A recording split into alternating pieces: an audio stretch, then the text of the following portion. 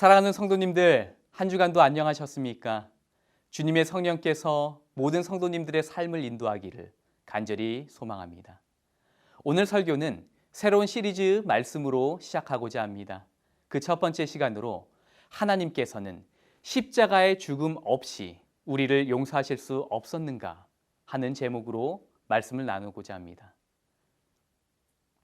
재림교회 신학의 기초를 다지시고 실력 있고 인간미 넘치시는 조지 나이트 박사님이 Cross of Christ, 한국말로 십자가의 속죄라는 책을 쓰셨습니다. 지금은 은퇴를 하셨음에도 불구하고 여전히 뜨거운 학구적인 열정을 가지고 지속적인 연구로 재림교회에 공헌해 주시는 분이십니다. 이 책을 읽어보니 그 내용들이 십자가 믿음에 대한 기초적인 것들을 다루고 있었습니다. 그러나 매우 깊고 장엄했습니다. 거기에는 하나님이 인류를 구원하시기 위해서 어떤 우주적 법칙을 가지고 마침내 구원을 이루셨는지에 대한 그 이야기들이 잘 정리가 되어 있었습니다. 또 지구를 넘어 우주까지 이어지고 있는 이 구속사의 큰 그림을 이해할 수 있도록 잘 정리를 해두셨습니다. 오늘은 그 내용들을 짧게 요약하여 다루고자 하는 것입니다. 목회를 하다 보니 한 가지 알게 된 사실이 있습니다. 십자가에서 예수님께서 이루신 공로가 정말 무엇을 의미하는지에 대해서 잘 알지 못하는 성도들이 생각보다 많다는 것을 알게 되었습니다. 십자가의 공로가 무엇을 의미하는지 그리스도인이라면 모두 이해하고 있어야 할 기본적인 사실입니다. 왜냐하면 이것에 대한 이해가 우리 신앙생활과 말씀에 대한 이해에 큰 기초가 되기 때문에 그렇습니다.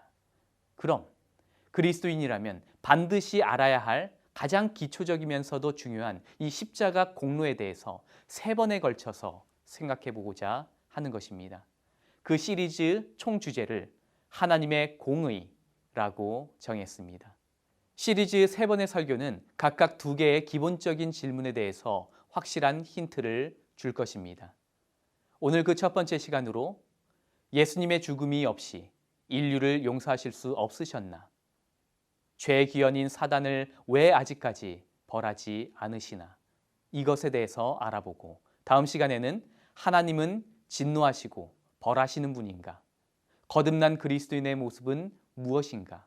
그리고 마지막 3번째는 재림 이후 천년기가 왜 필요한가? 악인들을 꼭 다시 부활시켜 멸망시키는 이유가 무엇인가? 이 6가지 질문에 대해서 우리는 그 힌트를 찾아보고자 하는 것입니다. 그럼 첫 번째 시간을 시작하도록 하겠습니다. 우리는 이런 질문을 참 많이 합니다. 하나님은 예수님의 죽음이 없이 우리 인류를 구원하실 수 없으셨나요? 하나님께서 무조건적인 사랑으로 우리를 끔찍히 사랑하신다는데 그냥 죄가 아예 없었던 것처럼 우리를 용서해 주시거나 단순하게 용서하시면 안 되는 건가요? 꼭 굳이 세상의 창조주, 삼위 하나님 중 하나이신 예수님께서 이 땅에 내려와 모든 고초를 겪으시고 십자가에서 죽으셔야만 했나요? 여러분들은 이 질문들이 어떠십니까? 어떤 분들에게는 너무나 기초적이면서도 쉬운 질문일 수도 있습니다. 하지만 놀랍게도 수많은 그리스도인들이 이에 대한 기초적인 이해가 부족하다는 것을 쉽게 발견하게 됩니다. 정말 예수님의 십자가 죽음 없이 인류를 용서하실 수 없으셨는가? 그것이 알고 싶다라는 프로그램을 보신 적이 있으십니까? 얼마 전 우연치 않게 한 가지 사연을 보게 되었습니다. 어느 A 청년이 자신의 친구에게 사망보험을 들어놓고서 자신의 이름을 그 수혜자로 설정해 두었습니다. A 청년은 친구의 사망보험이 잘 납부될 수 있도록 돈까지 주어가며 납부를 시켰습니다. 그리고 거짓말처럼 2달 후 그 친구는 죽은 채 발견이 된 것입니다. 보험을 들어준 A 청년은 큰 보험금을 타게 되었습니다. 그 A 청년은 3가지 독특한 걸음걸이 특징을 가지고 있었는데요. 즉 팔자걸음, 오다리, 웬만한 젊은 사람들에게서 찾아보기 힘들다는 이 왼다리를 돌려서 걷는 좌측 원회전 보행이 있었습니다. 경찰은 여러 가지 정황으로 보아 보험을 들도록 한 A 청년이 용의자라는 게 너무나 확실해 보였습니다. 그래서 재판에서 이 결정적인 증거로 CCTV를 제출을 했는데 그 친구가 죽기 겨우 몇 시간 전 그 친구와 함께 새벽에 어느 친구처럼 보이는 이 친근한 청년이 함께 걷는 모습이 포착되었습니다. 우산을 쓰고 있어서 얼굴이 정확히 찍히지는 않았지만 나머지 모든 모습은 그대로 찍힌 것입니다. 그 속의 용의자는 굉장히 독특한 걸음걸이 특징 세 가지를 그대로 가지고 있었습니다. 즉, 팔자 걸음걸이, 심한 오다리, 좌측 원회전 보행을 하는 것이었습니다. 얼굴이 나오지 않았지만 모든 키와 체형, 그리고 독특한 걸음걸이를 보니 제3자 시청자인 제가 봐도 너무나 확실히 A 청년의 모습이었습니다. 경찰은 A 청년의 다른 친구들을 포함하여 수많은 지인에게 이 영상을 보여주니 누구나 그 체형과 독특한 걸음걸이를 보고서 딱 그 A 청년이라는 것을 알아보았습니다.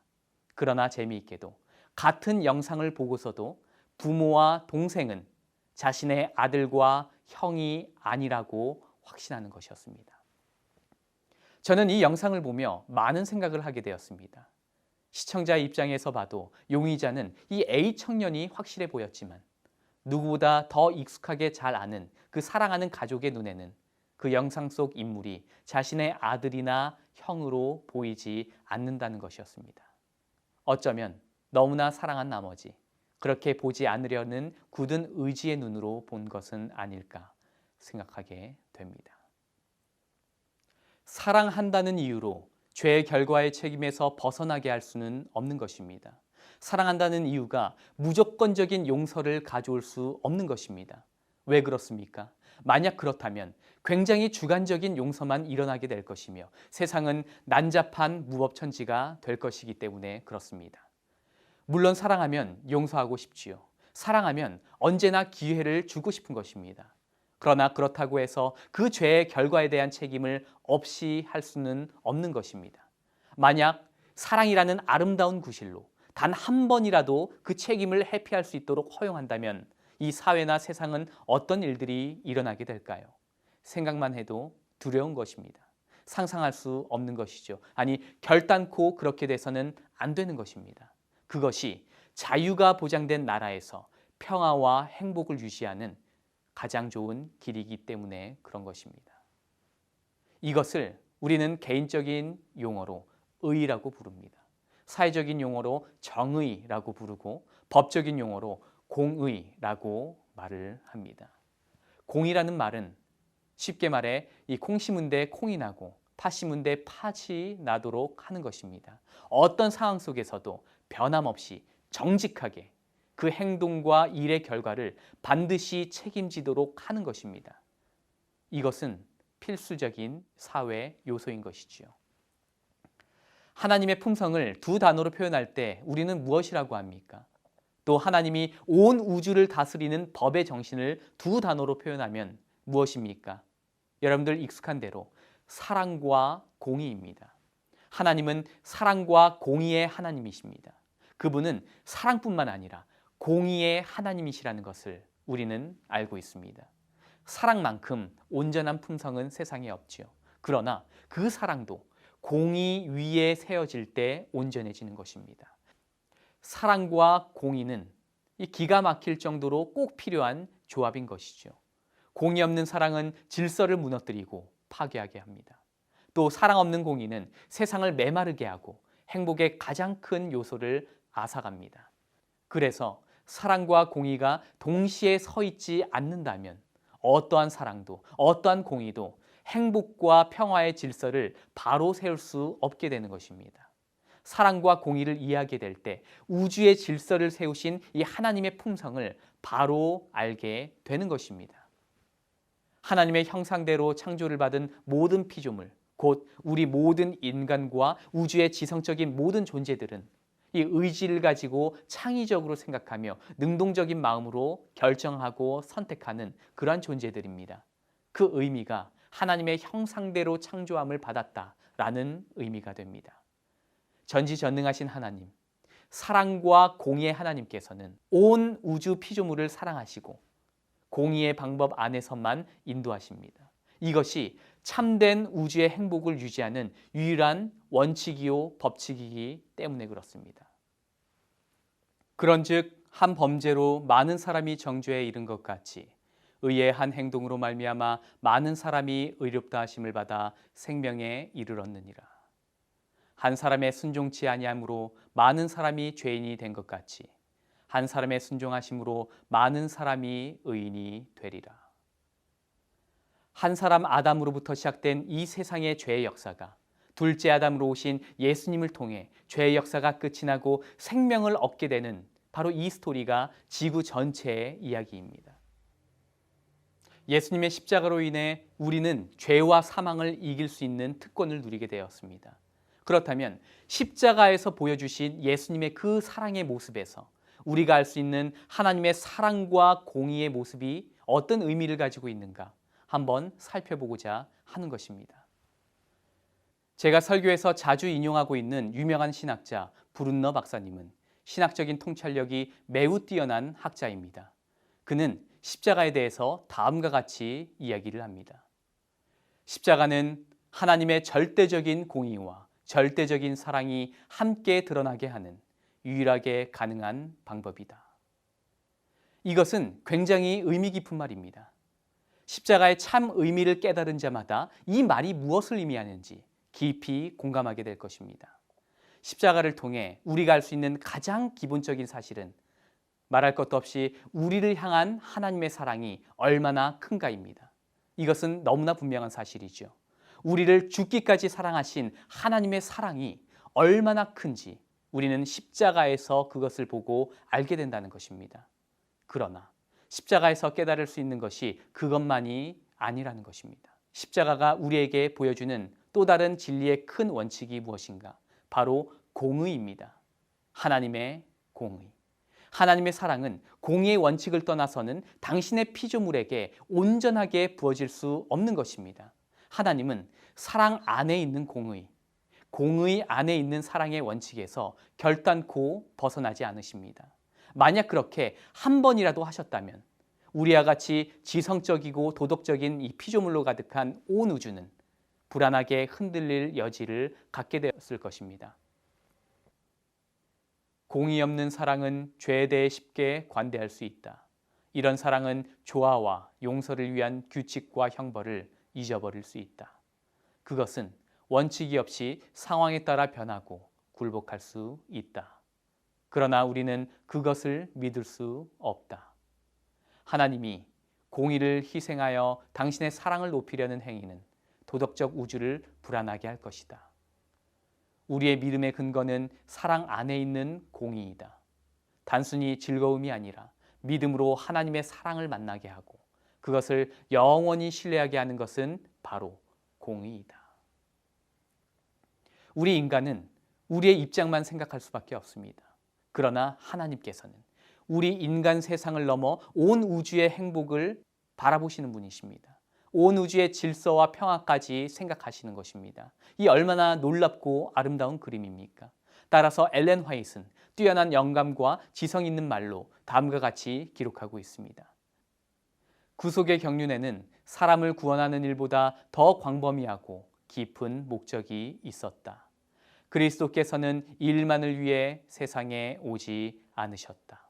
온 우주 앞에 하나님의 품성을 옹호하시기 위해서였다. 만약 하나님께서 사랑과 공의의 원칙들을 무시한 채로 형벌의 책임 없이 용서와 자비만을 마음대로 베푸셨다면 사단은 분명히 하나님을 거짓말쟁이로 물고 늘어졌을 것입니다. 거 봐라, 내 말대로 죄의 값은 죽음이 아니지 않니? 하나님은 한결같지 아니하시고 기준 없이 감정대로 통치하시는 이 변덕스러운 분이시다. 그런 원칙 없는 하나님을 더 이상 우리가 어떻게 신뢰할 수 있으랴? 라고 우주에 아마도 호소하였을 것입니다. 따라서 하나님께서는 죄인을 용서함과 동시에 하나님의 거룩한 공의를 유지할 수 있는 놀라운 계획 하나를 세우셨는데 그것이 바로 우리가 알고 있는 십자가 사건인 것입니다. 그래서 예수님의 십자가 사건은 단순히 그분께서 우리를 위해 죽으신 사건만이 아닙니다. 예수님의 십자가 사건은 우리와 하나님 사이를 화목케 한 유일한 사건이며 우주로부터 최종적인 죄의 결과가 무엇인지 적나라하게 드러낸 사건입니다. 동시에 세상을 넘어 우주 앞에 하나님의 품성이 어떠한지, 하나님의 통치하시는 질서 원리가 무엇인지를 온 천하에 알리며 못 박은 사건이 바로 십자가 사건인 것입니다. 레온 모리스라는 학자는 다음과 같이 이야기했습니다. 만약 죄인들이 구원을 받는다면 율법을 범한 것에 대한 사실이 반드시 고려돼야 한다. 그리스도께서 그 율법을 고려하시면서 우리를 구원하신다는 것이 신약의 증거이다. 하나님께서 아무리 우리를 사랑하시더라도 또 구원코자 하셔도 온 우주 앞에 인간이 지은 죄의 결과를 어떻게든 해결하셔야만 했던 것입니다. 그 결과의 갚음이 없이 자신의 권위로 그저 용서한다면 온 우주의 질서가 무너지게 될 위험에 처하게 되는 것이었습니다. 그래서 죄 없으신 예수님께서 친히 이 땅에 오셔서 인간의 몸으로 죄의 결과를 감당하신 것입니다. 하나님이 죄를 알지도 못하신 자로 우리를 대신하여 죄를 삼으신 것은 우리로 하여금 저 안에서 하나님의 의가 되게 하심이니라. 사랑의 하나님이 우리를 사랑하십니다. 하지만 그 사랑만으로 우리를 구원하시지 않는다는 사실을 우리는 오늘 깨달아 알게 되는 것입니다. 하나님은 우리를 사랑하셔서 구원하시기 위해 무엇을 기반으로 그 사랑을 완성하셨습니까? 바로 하나님의 공의를 기반으로 우리를 구원하신다는 것을 깨닫게 되는 것입니다. 이 사실은 사실 굉장히 놀라운 개념입니다.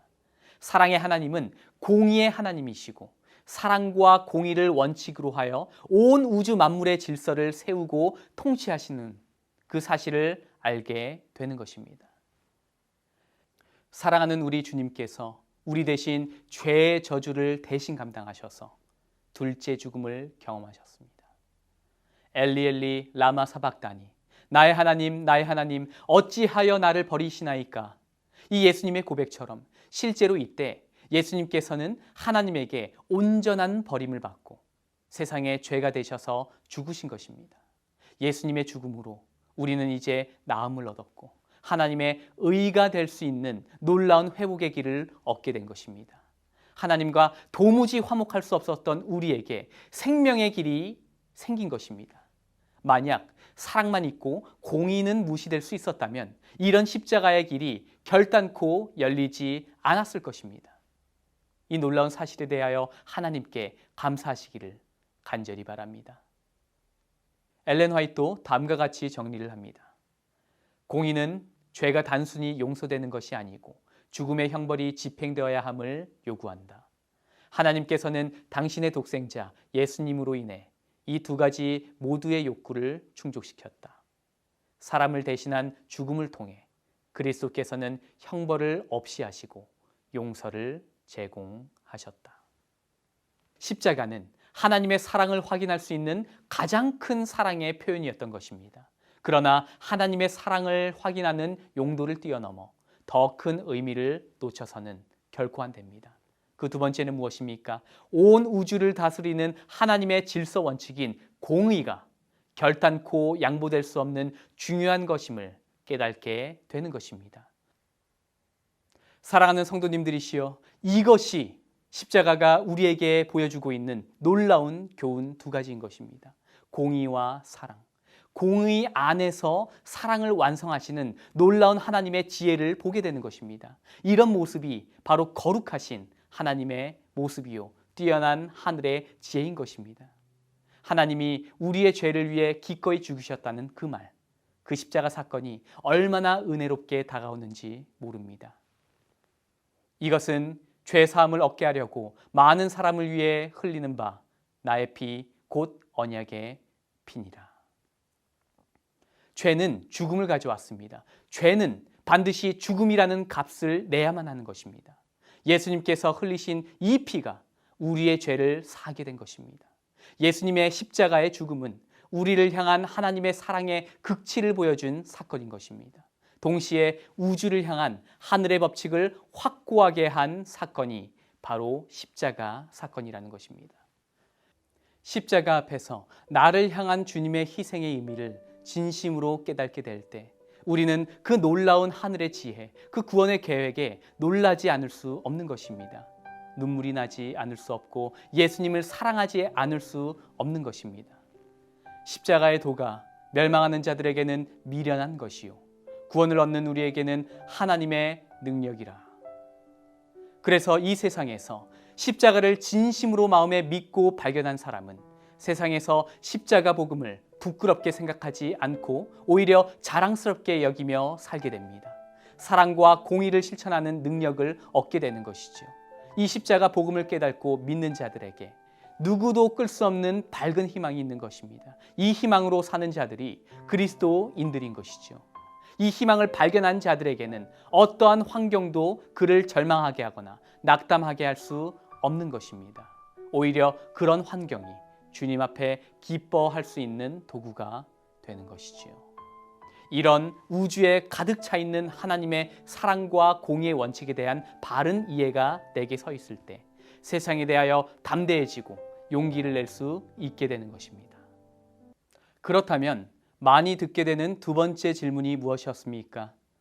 죄의 기원을 가져온 사단을 왜 하나님께서는 즉시 멸하지 않으셨는가? 온 우주에서는 선악의 대쟁투가 이어지고 있습니다. 첫 번째는 하늘에서 있었던 전쟁이고 나머지 세 번은 죄가 유일하게 존재하는 이 땅 지구와 관련되어 이어지고 있는 것입니다. 요한계시록 12장에 보면 다음에 이 네 단계를 우리는 볼 수 있게 됩니다. 이 표를 잘 참고하셔서 여러분들 이해를 도우시기를 바랍니다. 선악의 싸움 1단계는 하늘에서의 전쟁입니다. 예수님을 상징하는 미가엘 천사와 사단을 상징하는 용의 싸움입니다. 사단은 본래 루스벨 천사였죠.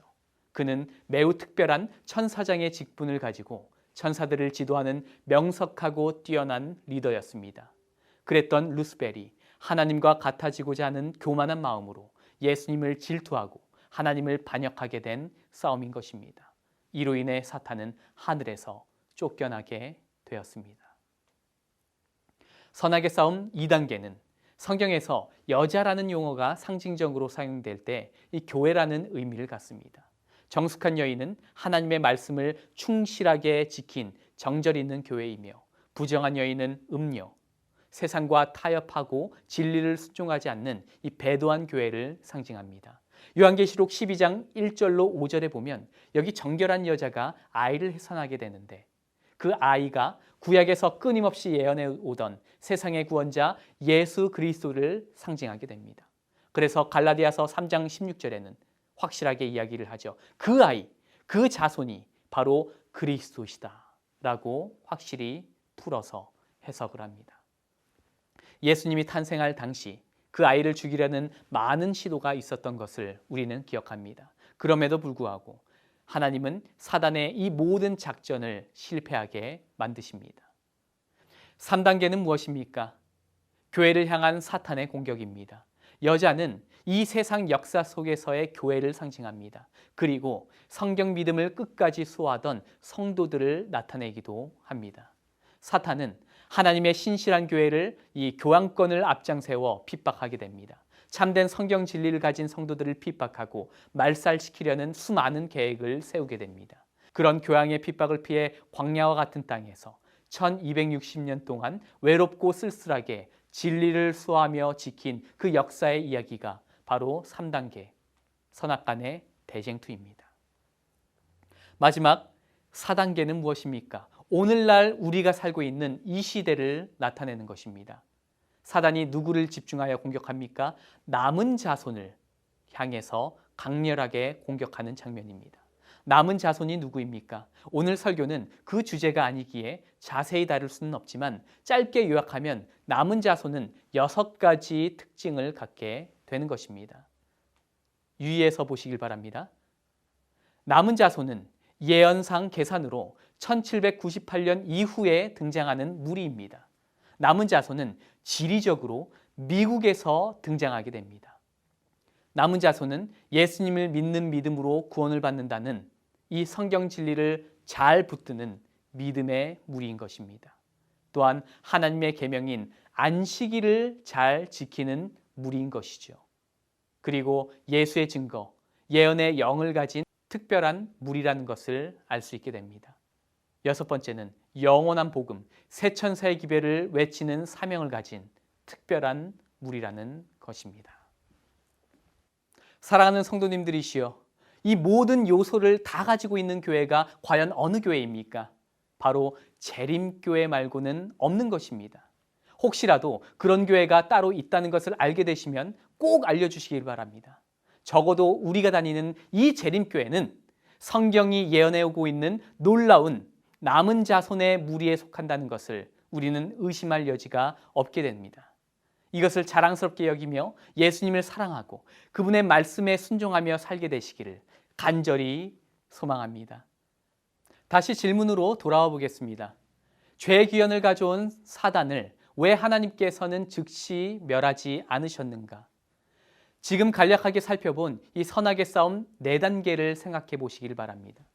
세상 역사를 넘어 하늘에서 시작된 이 긴 싸움 속에서 왜 하나님께서 사단을 곧바로 멸하지 않으셨는가 질문이지요.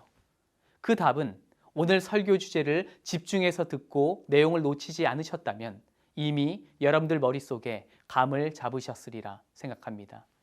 아까 전에 첫 번째 질문 무엇이죠? 예수님께서 십자가 죽음을 통해서만 인류를 구원하실 수 있었는가에 대한 질문의 답과 자연스럽게 이어진다는 것을 알게 됩니다. 하나님께서는 오랜 시간 동안 사단이 하고 있는 기만의 짓을 하도록 내버려 두셨다는 것입니다. 이것은 굉장히 놀랍고 아름다운 하늘의 지혜였다는 것을 우리는 깨닫게 됩니다. 조지 나이트 박사는 이 사실을 쉽게 요약합니다. 우주 거민들이 죄의 본질과 결과를 알지 못한 상태에서 만약 하나님이 사단을 첫 반역 직후에 멸망시키셨다면 그들은 하나님의 공의를 깨달을 기회를 잃게 되었을 것이다. 또한 사랑 아닌 두려움으로 하나님을 섬기게 될 기초가 놓일 뻔했다. 기만자는 뿌리째 뽑혔을 것이지만 불신과 반역의 정신은 그대로 남아 있었을 것이다. 하나님께서는 사탄이 자신의 주장의 본질을 드러내도록 허용하신 것입니다. 하나님의 정부에 대한 사탄의 비난을 온 우주가 충분히 지켜볼 수 있도록 허용하신 것이지요. 따라서 결국 사탄의 거짓 정체가 1차적으로 십자가에서 그 우주 앞에 드러나게 되었고 또한 앞으로 곧 다가오게 될 새하늘과 새 땅의 날에 사탄의 사악함이 완전하게 드러나며 하나님의 사랑과 공의의 법도가 얼마나 온전하고 의로운지에 대해서 온 우주가 깨달아 알게 되는 것입니다. 온 우주가 그 하나님을 찬송하게 되는 것입니다. 이것을 화이트 부인은 굉장히 짧은 말로 깔끔하게 요약합니다. 사탄의 반역을 처리함에 있어서 하나님과 그분의 아들이 정당하심을 온 우주 앞에 옹호하는 것이었다. 이것은 하나님의 율법의 영혼 불변성을 확립할 것이며 죄의 본질과 결과들을 나타낼 것이었다. 이 방법과 이 원칙이 지구뿐만 아니라 온 우주에 평화와 행복을 가져오는 것입니다. 하나님의 생각과 지혜는 정말 우리의 것과 같이 아니합니다. 하나님의 지혜와 섭리와 능력은 이처럼 뛰어나고 높고 깊습니다. 다시 한번 하나님의 이 사랑과 공의의 원칙을 인해 마음 깊이 감사하게 됩니다. 사랑하는 성도님들이시여, 말씀을 연구하고 듣는 것은 매우 중요하지만 그보다 중요한 것이 있다면 말씀을 내 삶에 적용하는 용기입니다. 오늘 배운 이 말씀을 여러분들의 삶에 어떻게 적용하기를 원하십니까? 사랑과 공의에 대한 진리 원칙 앞에서 우리가 배워야 할 교훈은 정말 무엇일까요? 하나님께서 오늘 우리에게 무엇을 원하실지 진지하게 고민해 보시기를 바랍니다. 사랑과 공의의 아버지께서 함께 그의 보호 아래 사는 자녀들에게 원하시는 것은 사랑과 공의의 모습일 것입니다. 그리스도인이 된다는 것은 어디로 인도하시든지 예수님을 따르는 자들입니다. 그리스도인은 사랑과 공의의 하나님의 원칙에 따라 책임을 질 줄 아는 그러한 자들로 설 줄 알아야 하는 것이지요. 그것이 하나님께서 원하시는 모습일 것입니다. 그리스도인으로서 그대에게는 어떤 사람도 빼앗아갈 수 없는 책임감이 있다. 그리스도인이라 주장하는 모든 사람은 자기 스스로 하나님의 말씀의 권고와 일치하도록 해야 할 책임을 느껴야 한다. 하나님께서는 각 사람에게 그리스도의 생애에 나타난 모본을 본받고 품성을 정결하게 하고 성화시켜야 할 책임을 맡기셨다. 사랑과 공의의 하나님을 발견하고서 거듭난 자마다 그분의 사랑과 공의에 따라 확고한 책임 의식이 그 속에서 일어나게 되는 것입니다. 이것이 거듭난 자들에게서 볼 수 있는 특징이기도 한 것입니다.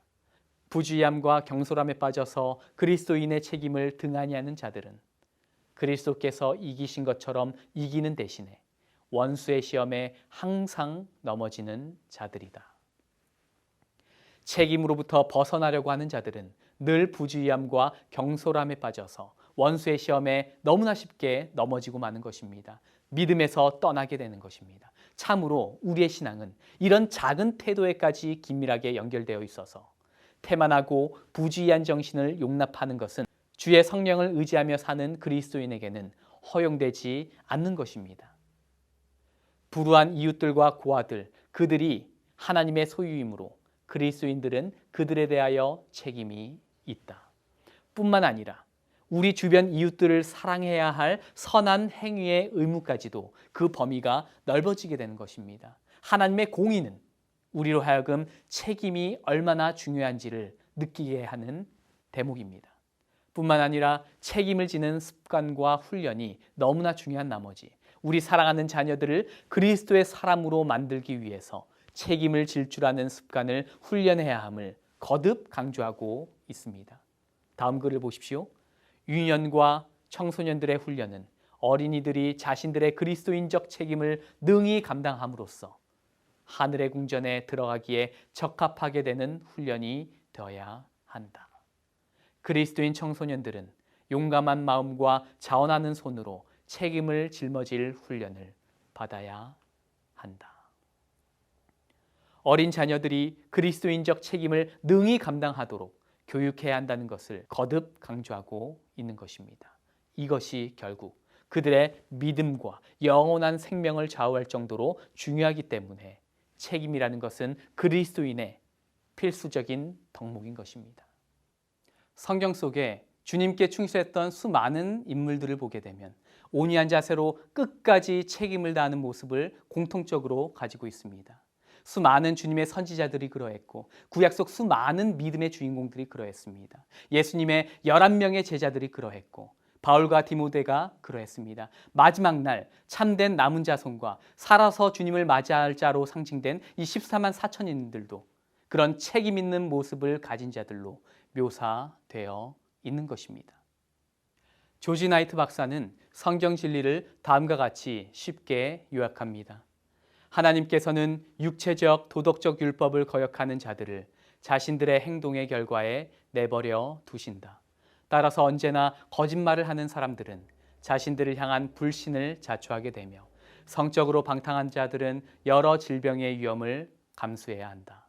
마찬가지로 하나님께서는 높은 건물에서 뛰어내리는 사람들은 중력의 법칙에 맡겨두신다. 이와 같이 여호와께서는 이스라엘이 언약의 경계를 넘어설 때마다 이방 나라가 그들을 벌하도록 내버려 두셨다. 우리는 살면서 얼마나 많은 경우에 있어서 내가 자초해서 겪고 있는 아픔과 슬픔과 고난으로 신음하고 있습니까? 그러면서 어떻게 하죠? 하나님께 원망하고 불평하는 것입니다. 내가 내 발로 다이빙을 해놓고서 왜 하나님 내 옷을 적게 내버려 두셨습니까? 왜 나를 막지 않으셨습니까? 하고 어리석게 불평하는 모습들이 많이 있는 것입니다. 우리는 하나님께 충분한 말씀의 기별을 받았습니다. 하나님의 교훈으로 우리는 살고 있는 것입니다. 그 말씀을 무시하고 뒤로 한 채 나의 고집과 나의 뜻대로 하게 될 때 신음하게 되는 것입니다. 하나님의 말씀은 결코 그것으로 인도하지 않았습니다. 내가 내 삶을 결정하여 누리게 된 것인데 우리는 그러한 가운데서도 하나님을 원망하고 불평하는 것입니다. 우리에게는 우리의 행동과 말에 책임이 있는 것입니다. 이것이 그리스도인의 기본적인 덕목인 것입니다. 하나님의 건강 기별도 마찬가지죠. 하나님께서 주신 건강 기별대로 살지 아니하고서 우리의 아픈 몸과 우리의 잘못된 습관 가운데 고민하고 신음하고 있는 것입니다. 그리고서 하나님을 원망하고 불평하는 것이죠. 하나님의 공의 앞에서 하나님은 사랑과 공의의 하나님이십니다. 하나님의 사랑과 공의는 우리가 어떻게 살아야 할지를 알려주는 좋은 나침판이 됩니다. 정직과 믿음의 열매, 그것은 하나님의 공의가 주는 열매입니다. 하나님의 사랑과 공의의 정신을 들여다보면 거기에는 정직과 믿음이라는 덕목이 깊이 새겨져 있습니다. 사랑과 공의는 정직과 믿음의 열매를 맺는 것입니다. 하나님의 공의를 깨닫는 것은 하나님의 뜻이 어떠한지를 깨닫는 것입니다. 하나님이 우리에게 무엇을 요구하십니까? 어떠한 삶을 원하십니까? 하나님께서는 우리가 하는 모든 행동과 동기에 대해서 합당하고 올바른 책임을 지기를 바라시는 것입니다. 그것이 하나님의 뜻입니다. 하나님에 대한 바른 인식은 하나님의 사랑과 공의에 대한 이해이고, 하나님의 사랑과 공의에 대한 이해가 바로 하나님께서 우리를 향하신 마음을 이해하는 방법입니다. 책임에 대한 바른 인식이 하나님의 공의를 이해하는 길인 것이지요. 책임에 대한 바른 인식은 또한 우리로 하여금 십자가로 인도합니다. 십자가 앞에서 내가 진짜 필요한 그 예수님을 만나게 하고, 우리는 우리의 일상에서 빛과 소금이 되라는 그 사명을 확신하게 되는 것입니다. 하나님의 공의는 우리가 생각하는 것보다 훨씬 더 깊어서 하나님의 공의, 우리의 최소한의 책임을 인식하고 하나님의 형상을 닮아가는 좋은 발걸음을 선물합니다. 사랑과 공의의 하나님, 사랑과 공의로 온 우주를 다스리시는 하나님, 그 하나님은 우리에게도 책임들을 지우십니다. 그리고 분부하십니다. 너희는 빛과 소금이 되라. 그래서 하나님 나라에 적합한 모습으로 만들어 가시는 놀랍고 깊은 지혜가 하나님의 공의 속에 다 들어있다는 것을 우리는 발견하게 되는 것입니다. 우리 모든 성도님들이 그런 사랑과 공의의 하나님을 만나 그리스도인적 책임을 성실하게 감당하는 거듭난 그리스도인들이 되기를 간절히 소망합니다. 기도하시겠습니다. 사랑과 공의의 아버지 하나님, 사랑과 공의의 원칙으로 온 우주와 오늘 저희의 삶을 인도해 주시니 감사합니다. 사랑과 공의의 모습을 따라 우리가 그렇게 살며 우리의 모든 행동과 또 동기에 책임을 질 수 있는 선한 그리스도인, 또 듬직한 그리스도인이 될 수 있도록 우리의 삶을 돌보아 주시옵소서. 주의 성령이 우리의 모든 삶을 인도해 주시기를 간절히 바라옵고, 또 우리 모든 마음은 그 음성에 순종하기를 예수님의 귀하신 이름으로 간절히 축원하옵나이다. 아멘. 행복한 안식일 이어가시기를 간절히 바랍니다. 감사합니다.